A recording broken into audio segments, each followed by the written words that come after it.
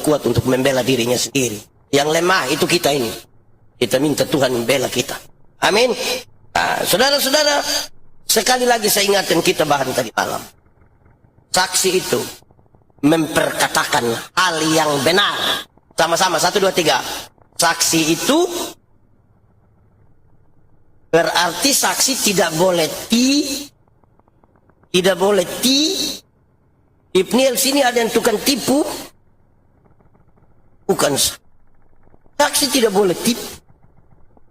Pak Pendeta, kami di PNIL kami tidak biasa tipu. Kami hanya biasa pakai 2 kata, yaitu sebenarnya dan tapi. Kenapa tidak datang gereja? Sebenarnya saya pergi. Tapi itu dia tidak datang. Banyak yang suka bersembunyi. Anak-anak muda punya tipu lebih elegan. Tapi orang tua juga. Kalau ada acara terus kita tanya. Posisi. Coba. Posisi. Tahu juga. Yang tadi OTW dari Kupang mungkin. Tidak sampai-sampai. Tipu itu. Memperkatakan hal yang. Saya mau tanya. Tipu boleh atau tidak? Tipu boleh atau tidak? Kalau untuk kebaikan tipu sedikit boleh? Boleh kok tidak? Tidak boleh. Tidak ada tipu untuk kebaikan. Tipu itu tipu. Satu tipu melahirkan tipu baru. Bapak kenapa tidak ke gereja? Saya sakit. Ini tipu ini. Ketemu istrinya kita bilang, Mama, bilang Bapak ada sakit. Karena ibu tidak tahu. Bilang, tidak ada baik-baik di rumah itu.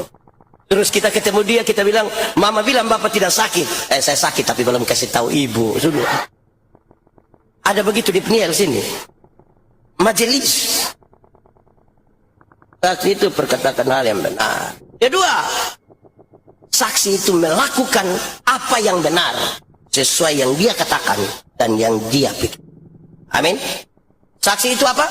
Melakukan hal yang seperti apa yang dia katakan dan apa yang dia. Kami diskusi tentang homilih ilmu berkhotbah. Orang tanya saya, Pendeta, khotbah yang baik itu yang bagaimana? Engkau maksud apa tentang begitu? Khotbah yang baik itu tulis atau tidak tulis, berapi-api atau berair-air.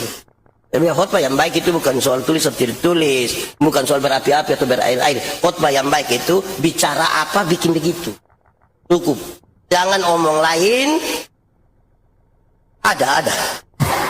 Jangan omong lain buat ada yang lebih parah. Pikir lain, omong lain, buat lain. Hasilnya kelainan. Saudara kalau ketemu orang kelainan itu kan pikiran kelainan bicara. Itu bahaya itu. Bahaya. Ketiga, saksi itu mempertanggungjawabkan. Bahkan sekaligus berani menerima resiko untuk apa yang dia katakan. Apa yang dia lakukan. Dia tidak hanya cari senang. Dia tidak hanya cari yang baik. Tapi dia bersedia untuk tanggung risiko. Oleh karena apa yang dia yakini, apa yang dia katakan, apa yang dia buat. Nanti kita pertajam tangan. Saudara-saudara, jemaat mula-mula ini, makin hari mereka makin bertambah. Makin hari mereka makin tambah. Itu dia pun kondisi awal. Saya tidak tahu kita di gereja ini, makin hari makin bertambah atau makin hari makin merosot. Makin menyusut atau makin bertambah. Nah ini. Saya lihat yang paling banyak ikut ibadah ini mama-mama, betul? Ini mama janda semua. Atau ada suami? Ada. Di mana itu? Itu juga penting, Kasih tahu suami, ada kerja-kerja, tapi jangan lupa ibadah. Jangan. Ini latihan jasmani itu baik, tapi terbatas. Sementara ibadah itu mengandung janji, baik untuk hidup hari ini maupun untuk kehidupan di zaman yang akan datang. Jadi suruh ibadah, karena saya bicara di mana-mana, saya kasih tahu, nanti sudah umur 50, itu cantik atau tidak cantik sudah tidak penting lagi dalam. Tidak bisa disembunyikan di balik lipstik dan bedak lagi. Waktu masih 20, 30 itu kita rasa ini kencang, kinclong. 50 meleleh ini. Iya ini kita mau apa ini? Betul kok tidak? Ya, tahu teman satu masih SMA dia tato. Guns N' Roses punya lambang yang orang pangku kaki. Woi, gagah, bagus. Itu kulit bagus, tinta bagus. SMA, umur 17 tahun. Waktu baru umur 43 tahun dia sakit. Saya pergi lihat dia itu, saya juga sedih. Itu tato itu bukan seperti orang pangku kaki, seperti orang menyembah begini. Dia sudah menurun. Tidak bisa. Berat. Saudara mungkin tato pertama itu mawar merah. 50 bunga pepaya. Dia berubah, dia masih muda saudara tato naga mungkin ada api keluar dari mulut. 50 itu ulat bulu dia sudah berubah itu. Jadi saudara, ibu-ibu di sini tidak ada ibu-ibu, ini SMP semua ibu-ibu. Kalau ada yang tanya bilang, ibu sudah umur berapa? Terus ibu bilang 50, dia sengaja kaget. 50? Dapat lihat 35, jangan percaya, jangan. Masa 50 sama 35, 15 di mana? Kalau ibu jalan sama ibu punya anak gadis, toh, terus ada yang tanya, apa ini? Ini siapa ini? Ini saya punya anak gadis yang pertama. Dia sengaja kaget, anak gadis. Dapat lihat kakak adik, jangan percaya. Jangan percaya. Masa mama dengan anak seperti kakak adik? Mama dengan anak kalau seperti kakak adik hanya dua kemungkinan. Kemungkinan pertama dia punya anak itu muka terlalu tua, jadi dengan mama. Atau kemungkinan kedua mungkin dia punya mama menikah terlalu muda. Mungkin umur 5 tahun sudah nikah mungkin. Jadi tolong ingat-ingat ibadah, ingat ibadah. Itu umur 50, umur 60 tahun, saudara mau ada jabatan atau tidak ada jabatan sama. Itu pensiun. Rata-rata ASN, TNI, Polri, perusahaan-perusahaan itu, pendeta, itu pensiun di sekitar umur 60. Waktu masih aktif itu kita datang orang bisa bilang, siap laksanakan, lanjutkan, hormat, aktif. Sudah pensiun ini kita jalan anak-anak kecil yang baru lulus ini lihat kita hanya bilang, tua, asam urat aman kan? Kita rasa hancur. Ingat ibadah Umur 70 tahun, rumah besar atau rumah kecil itu sama sih. Apalagi rumah tingkat. Sudah pakai tongkat menaik di lantai 2 jauh tidak. Paling nanti ada kamar 1 di bawah kita ini. Amin Umur 80 tahun, kalau Tuhan izinkan kita umur panjang, bahkan kaya atau miskin pun tidak penting. Tidak mungkin lagi beli daging babi 2 kilo makan sendiri, tidak mungkin. Kolesterol, asam urat, diabetes, jantung, darah tinggi, gigi tidak ada. Mau bagaimana? Orang lain masih punya, kita tidak punya. Kita seperti mall, mall dia pun rasa sudah habis, paling Jadi bilang suami ada kerja-kerja, kumpul uang, tapi jangan lupa beribadah, jangan lupa bersekutu. Amin toh? Supaya datang isi ini bangku-bangku ini. Gimana ini? Begitu. Terus tahu suami, dan kita mati tidak bawa apa-apa. Amin toh?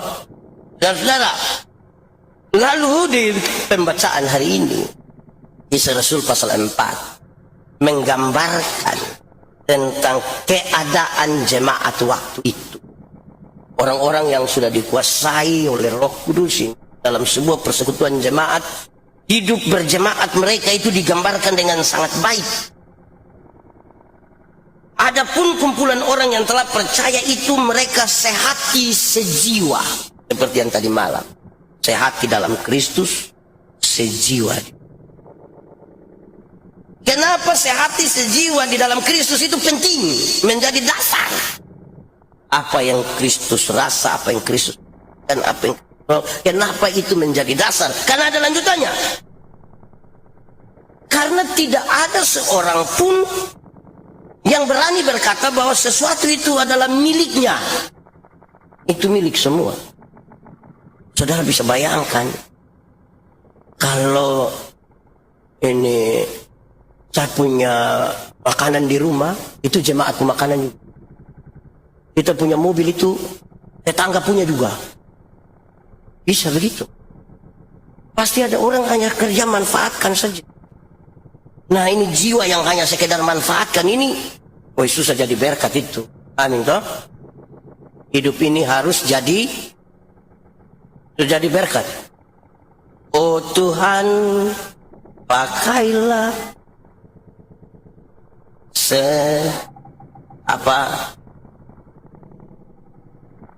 bila apa?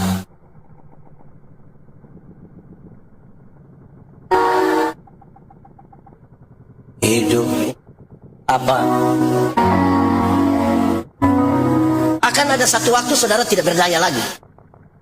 Mungkin karena sudah tua, mungkin karena kecelakaan, mungkin karena sakit. Tapi waktu bicara tentang namamu, orang bilang, itu orang begitu. Jangan dari berdaya sampai tidak berdaya, tidak pernah jadi apa-apa. Hanya jadi beban. Lama-lama dia baru muncul, orang bilang, beban. Mari kita memberi aplaus kepada beban. Hidup ini jadi berkat. Tidak ada milik mereka sendiri. Kepunyaan mereka itu adalah kepunyaan bersama.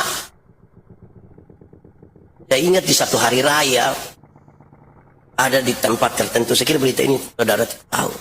Ada di satu tempat, taruh sembako di situ, ada telur, minyak goreng, ada beras, ada apa-apa. Terus ada tulisan besar-besar di situ bilang begini, ambil seperlunya dan bayar seikhlasnya. Ambil seperlunya, bayar. Wih, saya rasa itu berat. Saudara bisa ambil telur seperlunya, atau siap memang untuk 14 hari ke depan. Bayar seikhlasnya. Wih, ini hati. Amin toh, ini dalam kehidupan bersama. Ada satu lapak tempat jual pepaya di antara Poso dan Tentena. Itu lapak itu menarik sekali. Ada pepaya bertuliskan harga-harga 10.000, 12.000, 13.000, 15.000, 20, 25. Ada kotak satu di situ dan tertulis, silakan taruh uang Anda di sini. Tidak ada penjaga. Orang tanya saya, Pak, ini lapak cocok nama apa? Ini cocok nama uji iman. Ini lapak uji iman ini. Saudara, apakah kita punya jiwa ini sanggup kalau ambil sendiri 12.000, uang hanya 10.000. Tuhan juga mengerti. Membangun nilai bersama itu. Nah itu.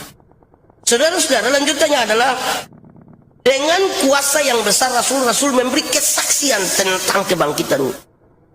Menjadi saksi. Saksi itu, saya mau kasih ingat saudara-saudara, kalau bersaksi 95% bicaralah tentang Tuhan. Hingga 5% baru bicara tentang.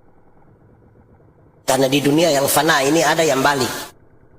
95% dia bicara tentang dia. 5% baru tentang Tuhan. Jadi jemaat ingat dia, lupa Tuhan. Orang yang terlalu banyak bicara tentang dirinya, dia akan mulai, dulu yang tukang pencuri itu ini.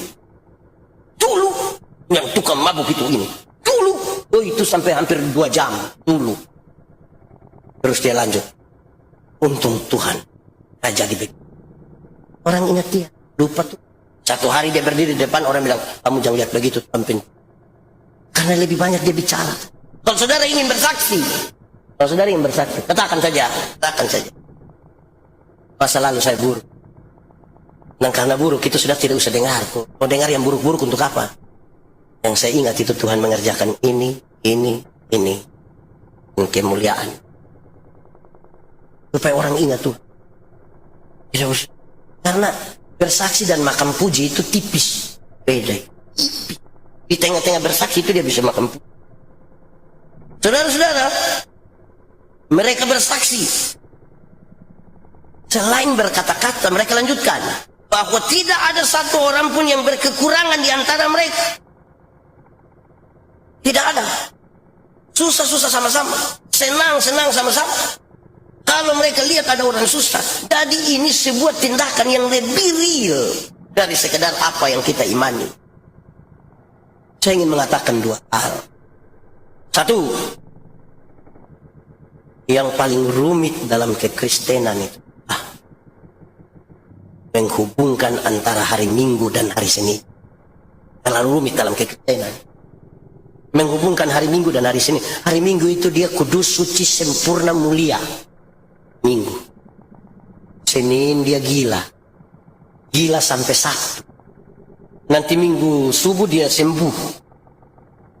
Bahaya. Di hari Minggu dia bisa bilang haleluya. Senin itu dia seperti halilintar. Dia menyambar sana menyambar. Persoalan kedua adalah iman. Apa itu iman? Iman itu menurut Alkitab, iman adalah dasar dari yang kita harapkan, dari segala sesuatu yang diharapkan. Dasar itu apa? Dasar itu fondasi. Teori tentang fondasi bilang, fondasi kuat bangunan kuat, fondasi miring bangunan miring. Fondasi dari apa? Dari harapan. Harapan itu apa? Idealisme masa depan, visi, cita-cita. Saudara mau jadi gubernur Jawa Timur periode 2080, silakan. Itu cita-cita. Saudara mau jadi orang terkaya se-Indonesia, silakan. Itu cita-cita. Yang ibu-ibu, yang nona-nona mau jadi wanita tercantik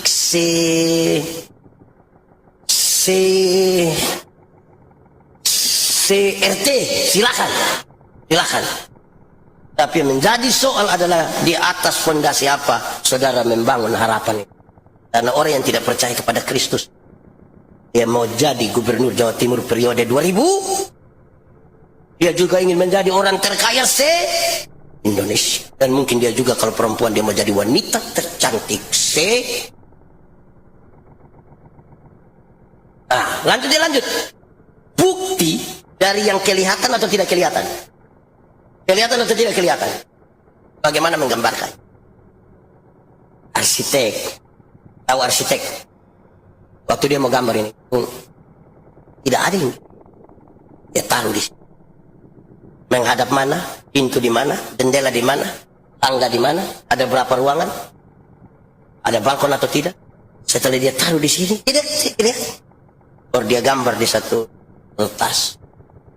Dari satu kertas itu orang mulai membangun. Setelah jadi bangunan ini, orang datang foto-foto banyak-banyak. Saya mau tanya, yang banyak-banyak foto tahu kekuatan-kekuatan dari gedung ini? Siapa yang gambar? Siapa yang tahu? Yang gambar. Dan Alkitab bilang, kamu adalah gambar. Jadi tahu memang kita punya kekuatan, kelemahan di mana. Pada saat kita bisa menyangkali Tuhan yang itu bicara tentang hal yang teknis, cita-cita, sukses itu. Iman sudah ada ini. Tuhan yang Maha Kuasa itu berikan kepada kita iman dalam persoalan kita mau buat dia sesuatu dengan nyata, yang real, yang teknis. Tapi kita tahu sukses itu orang yang tahu dia datang dari mana, mau pergi ke mana, dan dengan cara apa ditampilkan. Asal, proses, tujuan. Kalau ada orang proses bagus, tujuan ada, tapi kalau tidak tahu asal, ini orang bisa lupa diri. Proses tidak ada, tahu asal, ada tujuan, ini orang ini gila. Tidak ada proses tuh. Saya tiba-tiba ada yang kasih uang 2 miliar. Pak Pendeta ini 2 miliar tolong kasih habis kira-kira 1 minggu di Singapura. Saya langsung gila, saya yakin saya gila.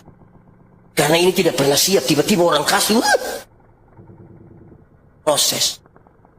Kalau orang tahu diri, proses ada, tapi tidak ada tujuan, ikut arah angin. Tidak punya arah. Tetapi sekaligus ini adalah kerjasama. Kerjasama antara siapa? Kerjasama antara manusia dengan Tuhan. Bagian kita laksanakan maksimal. Selebihnya itu bagian Tuhan. Amin. Contoh. Mati hidup Tuhan yang atur. Amin. Itu soal iman. Yang iman kasih tahu otak. Otak. Yo, kok tidak? Kenapa? Mati hidup Tuhan yang atur. Jadi otak tolong kasih tahu kaki. Kalau ada trek lewat ikut sebelah kencang, jangan lompat ke tengah. Ada bagian kita. Ada masa depan dalam tangan Tuhan. Amin. Saudara percaya Tuhan menyiapkan masa depan bagi anak-anakmu? Amin. Amin. Saya juga aminkan. Oma. Tapi bukan Tuhan yang antar itu anak ke sekolah. Siapa yang antar? Orang tua. Atau siapa di antara kita yang karena terlalu sibuk di Surabaya, pagi-pagi dia berdoa, Tuhan, saya sibuk. Jadi, tolong jemput anak-anak. Tuhan yang jemput, pulang kita menangis. Tiba-tiba ada satu barang tertulis, segenap majelis dan jemaat GPIB Peniel Surabaya mengucapkan, oh tahu juga. Ada bagian kita. Amin. Supaya kerjakan. Ini, saya mau tanya. Ora et labora, apa artinya? Itu dia pun nilai hanya 75. Ora et labora artinya berdoa dan nilai 7. Mau yang 100? Yang 100 itu ora et labora. Doa. Kerja keras.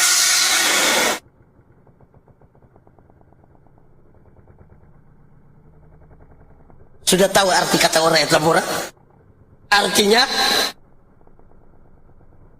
jangan balik doanya yang keras-keras. Kehabisan tenaga, kerja lemah-lemah.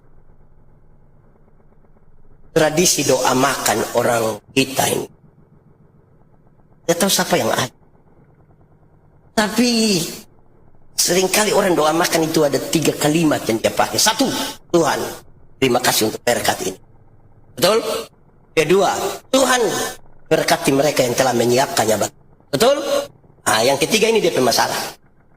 Tuhan berkatilah orang-orang susah di mana-mana. Pak Pendeta, doa untuk orang susah salah. Dengar baik-baik, dengar supaya tidak ada penyesatan. Kita berhadapan dengan makanan satu meja besarin.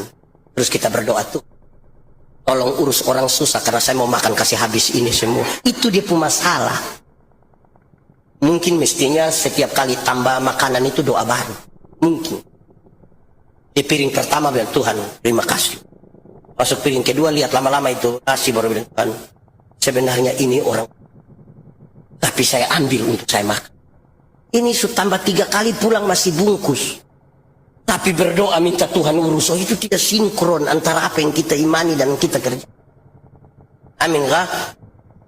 Mantap. Supaya kita ingat. Nah saudara-saudara, pertanyaan paling penting dari ini semua adalah, oleh karena mereka telah berdasar kepada Kristus, Yesus menggerakkan mereka untuk bukan itu. Roh Kudus menolong. Lalu apa yang sesungguhnya harus ada di dalam hati? Nah yang ada itu 2.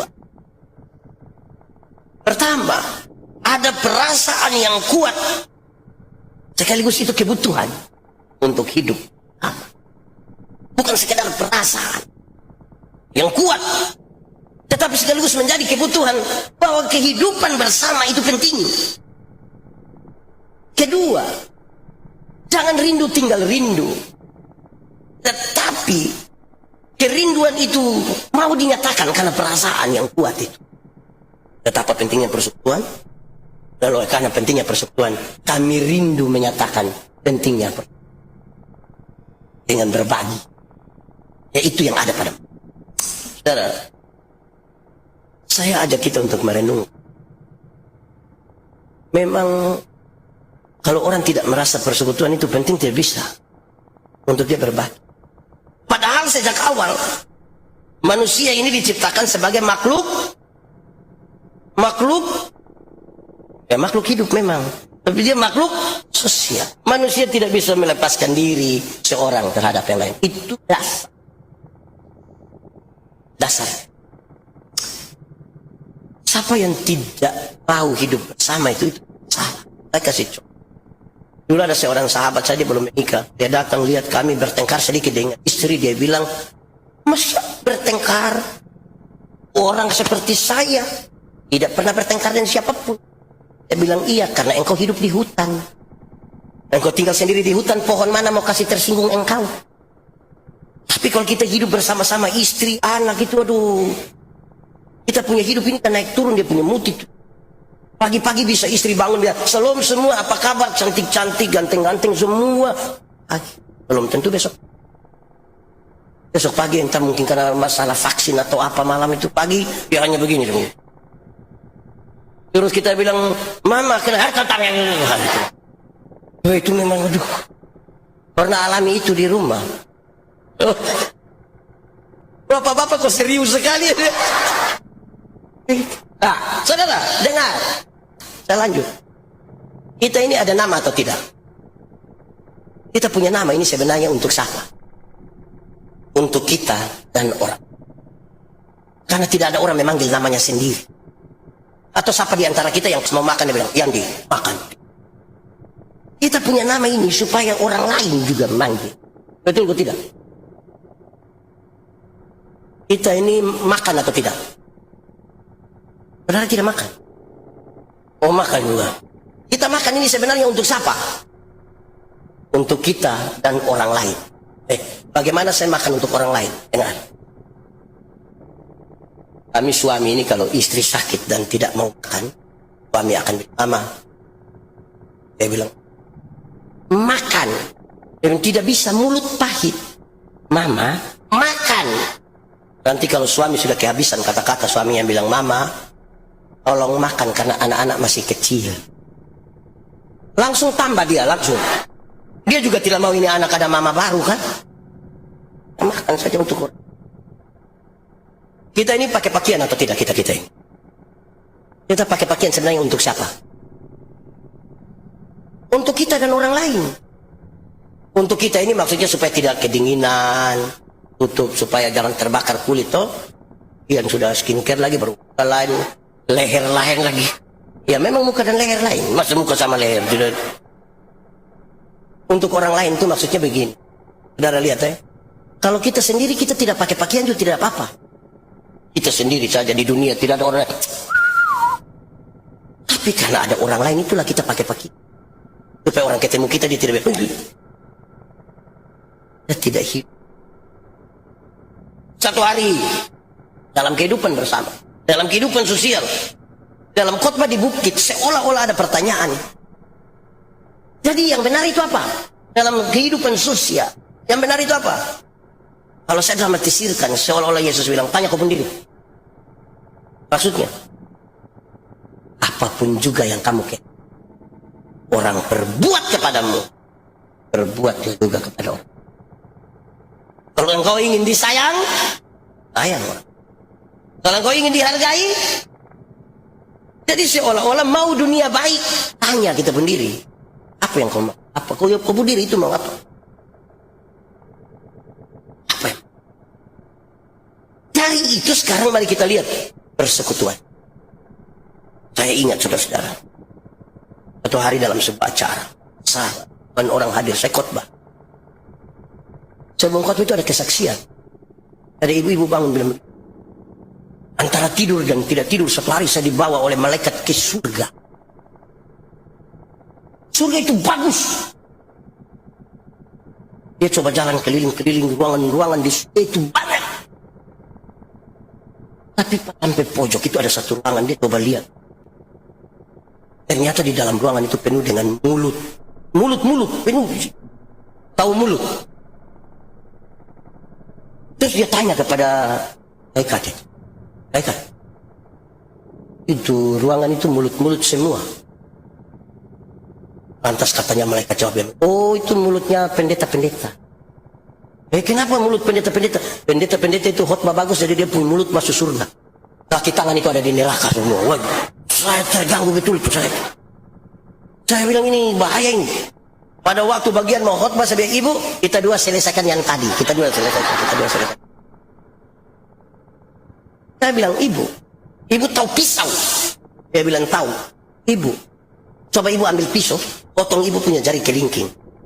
Sudah luka dan berdarah, coba ibu bilang, rasa kau." Bilang tidak bisa. Nah itu. Alkitab bilang kita satu tubuh. Mata karena dia mata, dia tidak lebih penting dari telinga. Kaki tidak lebih penting dari tangan. Semua penting. Amin. Siapa yang malam-malam perut sakit mau pergi ke WC, lantas kaki bilang di perut, maaf, pergi sendiri. Bisa. Betul atau tidak?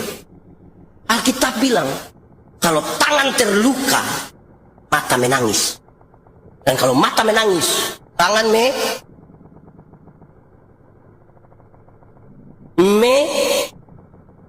bagus sudah, yang penting mengerti. Ya melaplah. Jadi ibu, kalau mau masuk surga ya mulut, kaki, perut masuk semua.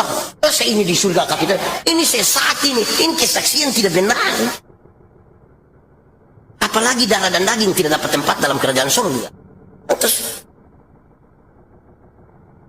jangan sampai kita menjadi saksi cara sebarang. Betapa pentingnya itu persekutuan tuh. Seperti tubuh. Saya bicara di mana-mana. Mungkin saudara pernah dengar cerita. Merawat sebuah persekutuan bergereja itu harus seperti makan kolak. Tahu kolak? Pernah makan kolak? Kolak terdiri dari apa? Pisang, ubi, santan, gula. Sudah jadi dia punya nama? Kolak. Waktu sudah jadi kolak, kita makan pisang. Masih rasa pisang atau tidak? Masih. Tapi ada cita rasa baru yang ditambahkan sebagai bagian dari sebuah kebersamaan. Tidak ada upaya untuk saling menghilangkan. Bisa berkumpul bersama-sama di satu tempat yang namanya pancika, periuka, aperwerka. Atau siapa di antara kita yang dia mau makan kolak, dia pergi makan ubi di sana. Pindah lagi makan pisang di sana. Pindah lagi minum santan di sana. Baru terakhir datang duduk di atas kompor di sini. Berbeda-beda tuh. Amin. Saya tetap Timur. Ada yang Ambon. Ada yang Sumatera, ada Manado, ada Papua, ada mana lagi? Ada Makassar, ada mana lagi? Jawa, mana lagi? Nah, kita tetap beda-beda, tapi bisa berkumpul bersama-sama di satu tempat yang namanya Niel. Ya toh? Saya tetap Timur. Tidak apa-apa. Dulu Tuhan cipta saya, dia tidak tanya, Andi, mau Timur atau Eropa? Tidak pakai pertanyaan. Jangan malu untuk identitas kita toh. Saya mau berteman dengan siapapun, saya harus tahu siapa, tapi kita bisa bersama-sama. Teman orang Timur ada, orang Ambon ada, orang Cina ada. Tapi saya bayangkan kalau saya bilang, kalau saya teman Cina terus, kalau panggil saya Okoyandi. Wah, tidak cocok, tidak fasik. Amin. Tidak usah berusaha menjadi orang lain, jadi diri sendiri. Siapa yang tidak jadi diri sendiri, dia tidak tahu apa yang Tuhan taruh di dia untuk dia eksplor menjadi berkat. Apa tidak mencintai perbedaan, tidak pantas hidup di tengah-tengah dunia dan persekutuan, tidak pantas. Satu hari pendeta Yandi kasih nikah satu pasang nikah, yang laki-laki itu umur 64 tahun, yang perempuan umur 20 tahun. Dari itu, saya tahu jemaat yang datang itu membicara tentang beda usia yang sangat signifikan. Bedanya berapa tahun? 40. Dalam khotbah saya bilang, dalam sebuah pernikahan, beda usia tidak penting. Yang lebih penting adalah mereka harus beda jenis kelamin. Itu lebih penting. Untuk apa sama-sama umur 30 tahun tapi laki-laki semua? Mau bikin apa? Pakai bahasa Kupang bilang, dong hanya bakorek-bakorek saja. Jadi perbedaan itu ada. Betul toh? Lihat, ini paduan suara tadi tuh. Kan yang harus dia jaga tuh harmonisasi tuh berbeda. Ada sopran, ada apa lagi? Alto, ada apa lagi? Ada apa lagi? Ada yang pemalas latihan juga kan? Tapi kita tetap menjaga. Jaga. Do, mi, sol, do. Ibu biar sopran juga ibu tidak bisa. Ibu tidak bisa ibu tahan. Karena kita dalam persekutuan. Hendaklah engkau saling mendengar. Banyak orang di dalam jemaat ini, dia mau dia omong semua orang dengar, tapi orang omong dia tidak mau dengar. Sehat ini. Ada begitu di Peniel. Laki-laki atau perempuan? Ada di sini. Coba tunjuk, coba. Tadi sudah perbedaan. Saudara, jangan rawat persekutuan itu seperti minum kopi. Tahu kopi? Pernah minum kopi? Kopi terdiri dari apa? Kopi, gula, sudah jadi namanya. Lalu yang lain punya apa di mana? Kopi itu terlalu egois loh. Semua kita tapi nama mesti kopi. Kita semua nama kopi. Hah? Terlalu bikin diri inti. Gitu. Saudara tahu tembok? Tahu tembok? Saudara ragu sekali dengan tembok. Saudara tahu tembok? Pernah lihat tembok? Mana itu tembok? Oh itu. Tembok terdiri dari apa? Pasir, semen, besi, air. Waktu dia sudah jadi begini, ada kelihatan pasir. Karena dia tidak kelihatan, lebih baik kita sepakat kita garuk kasih keluar pasir. Bisa. Dalam sebuah persekutuan, mungkin saudara tidak kelihatan. Tapi bukan berarti saudara tidak penting dalam sebuah persekutuan. Saudara mungkin kelihatan karena badan besar. Tapi bukan berarti orang lain tidak penting dalam persekutuan. Amin. Kita semua penting. Ada pendeta satu mau pergi perjamuan di kampung. Dia bawa ban pecah. Terus atau bang. Waduh, ini bagaimana mau perjamuan ban pecah. 10 meter ke depan itu ada orang tambal ban. Adek. Cepat tadi. 2 menit lagi dia bilang, cepat tadi. Orang tunggu saya mau perjamuan. 2 menit lagi dia bilang, cepat. Ini anak kerja cepat-cepat, terus dia kasih. Sudah, beliau bayar. Baru jalan 10 meter, pecah lagi itu ban. Pendeta marah. Kau kerja bagaimana? Ini kau kira saya punya pekerjaan ini sama seperti kau ini. Orang akan tunggu saya di sana. Ini anak bilang, pendeta. Pendeta punya pekerjaan saya yang penting. Yang saya punya tidak penting, saya punya tidak penting. Saya pun ini tidak penting, makanya Pak punya ban itu pecah terus. Duduk diam-diam di situ biar saya kerja dulu. Lupa. Semua orang penting. Amin. Di sini ada yang suka anggap remeh orang. Dan dia rasa orang lain tidak penting. Persekutuan itu penting. Paling tidak untuk 2 hal ini. 1. Kalau ibadah begini, pendeta yang datang hanya untuk khotbah. Yang memusik orang lain. Yang atur ini sesuatu. Yang foto, video orang lain. Betul atau tidak? Bayangkan kalau pendeta yang datang khotbah-khotbah, dia turun, dia pergi main musik, dia pindah lagi, dia foto di sana, dia pindah. Wah, bisa gila itu pendeta. Betul atau tidak? Di dalam persekutuan itu tidak ada yang namanya Superman. Tidak ada Superman. Superman itu tokoh hayalan. Tidak pernah ada. Dia sangat dihayalkan. Pakai pakaian saja terbalik itu. Yang di dalam, di luar, di luar, di dalam. Apa yang kita bisa harapkan dari orang begitu? Di gereja itu yang ada super team. Sama-sama, 1, 2, 3. Terus tahu yang di sebelah, 1, 2, 3. Paling tidak itu satu. Yang kedua, saudara tahu kenapa persekutuan itu penting? Karena pintar itu terbatas. Supaya kita butuh orang lain. Pintar itu terbatas. Bodoh itu yang tidak ada batas. Dia mengalir. Makanya di kampung itu kalau ada orang terlalu bodoh, kita kau bodoh, ukur-ukur sedikit. Jangan itu bodoh, kau bawa semua. Pintar itu terbatas. Dan Tuhan sudah tahu manusia yang terbatas. Ibu ini tidak bisa bikin semua. Ibu juga tidak bisa bikin semua. Veronica saya ibu tidak kenal. Bagaimana ibu mau tahu semua? Tidak bisa. Supaya kita membutuhkan orang lain. Supaya kita tahu kita butuh orang. Nah, karena butuh orang itu kehidupan dalam persekutuan datang. Ketemu sahabat, saudara yang sama-sama kita saling butuh. Salam. Tanya kabar. Bisa pinjam 100. Tanya. Ini datang ini kita seperti tidak saling kenal. Tapi sebut tubuh Kristus.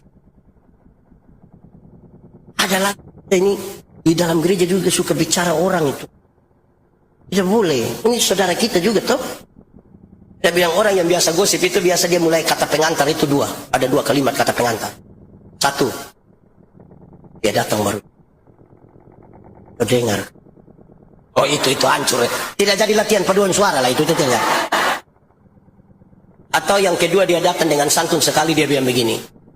Bukan kita mau orang. Padahal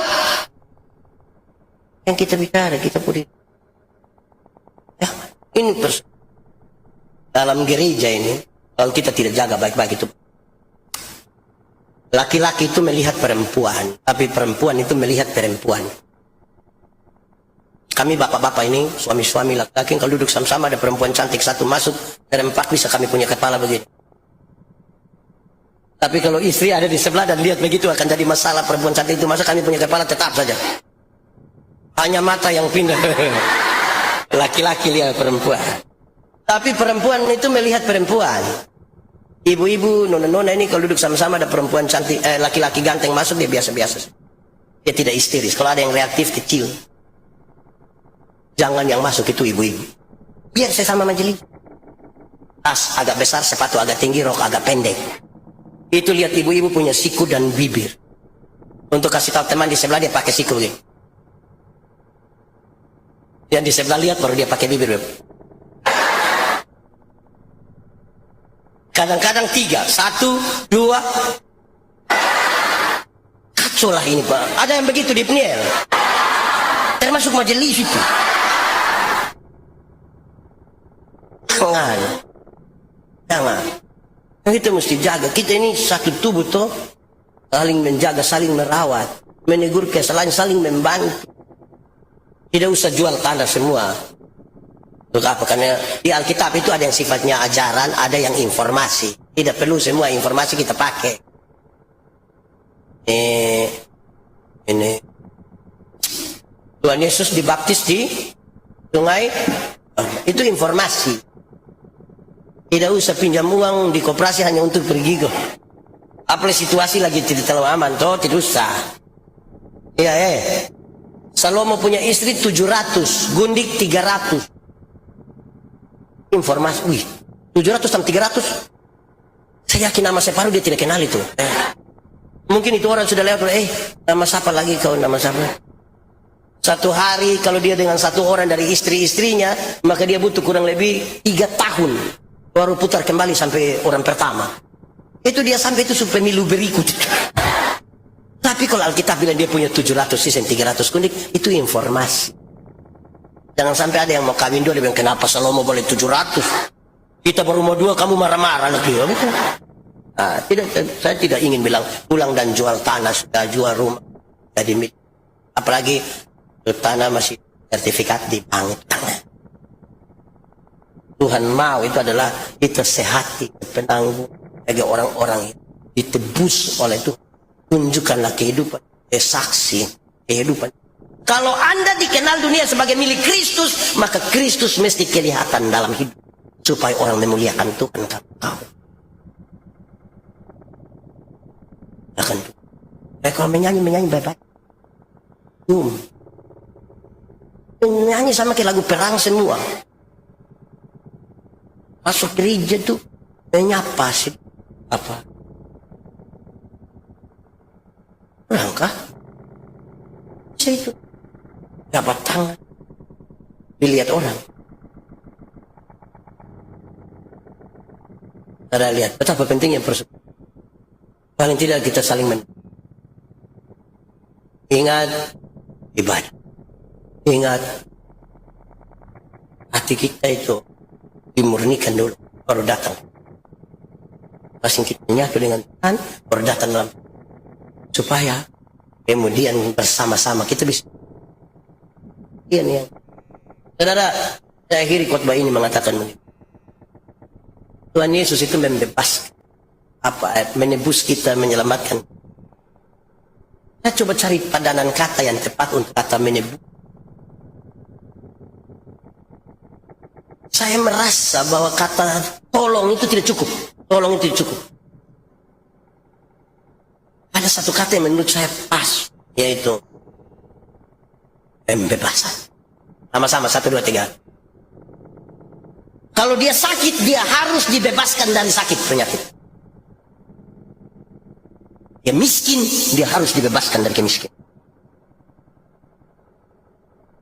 Kalau dia bodoh, dia harus dibebaskan dari. Lalu untuk kepentingan pembebasan itu, Tuhan Yesus. Satu, dia bentuk roh.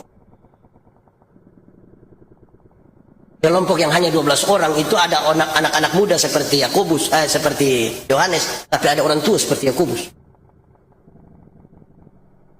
Ada pejabat seperti Lewi, tapi ada rakyat jelata seperti Petrus, Yakobus, Yohanes, Andreas. Mereka hanya nelayan-nelayan kecil kali.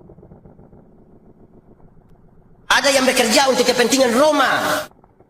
Kerajaan Roma itu menaksir pendapatan dari satu wilayah, terus dia lelang jabatan. Orang boleh pungut dari situ, makan dari situ, tapi kirim ke Roma. Sementara ada orang seperti Simon orang Selot, anggota partai politik yang anti terhadap kekaisaran Roma. Mereka berbeda-beda, tapi itu kelompok. Setelah bentuk kelompok, Tuhan bikin apa? Tuhan mengindoktrinasi, mengajar mereka. Hendaklah kamu, hendaklah. Mengajar, kasih kuat orang, membangun visi bersama. Isi ya. Nah, dia bangun visi bersama. Ketiga, dia turun dan berjumpa dengan mereka yang sakit. Susah. Ribuan orang pengikut Yesus itu, orang-orang yang hampir putus harapan. Yesus berjumpa dengan mereka, real. 4. Dan Yesus mengkritisi semua ibadah Yahudi yang hanya berpusat di Bait Allah. Kalau kamu datang bawa persembahan, tapi kalau teringat saudaramu ada berbuat salah, pulang perbaiki dulu kamu hubungan baru bawa persembahan dan sini.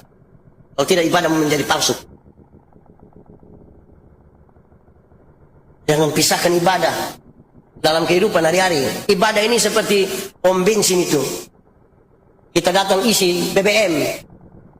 Berapa? Isi. Pergi kerja, datang isi lagi. Makin banyak kerja, makin butuh isi. Jangan 1 tahun dia datang isi 2 kali. Itu rusak itu mobil. Yang 1 tahun hanya isi 2 kali. Natal dan Tahun Baru tidak mungkin ibu, karena dia sudah mabuk dari 31 malam itu. Dia tidak bisa ikut yang sama. Natal dan Paskah. Makanya namanya jemaat napas. Natal, Paskah. Karena Natal 1 kali, Paskah 1 kali, singkatan tambah panjang. Napas 1-1. Saya heran, ada orang terlalu pemalas gereja. Ada yang bangga-bangga bilang ke saya begini, Pak Pendeta, saya dulu itu baptis di nikah di 1 hari, Pak. Saya bilang, kau bangga? Bangga dengan baptis di nikah 1 hari, kenapa tidak tambah dengan pemakaman? Supaya baptis di nikah sekaligus kita. Kalau sesuatu itu penting dalam hidup kita, mau sesulit apapun, tetap kita cari jalan. Tapi kalau sesuatu kita rasa tidak penting, mau segampang apapun, lebih banyak kita cari Allah. Yesus mengkritik.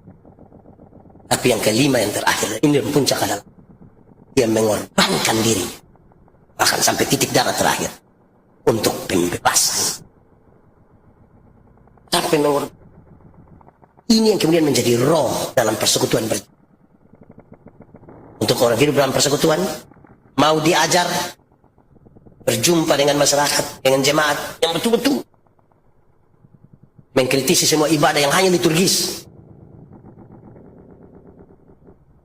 Tidak salah ibadah liturgis. Ibadah itu kan ada ibadah liturgis dan ibadah raya kehidupan.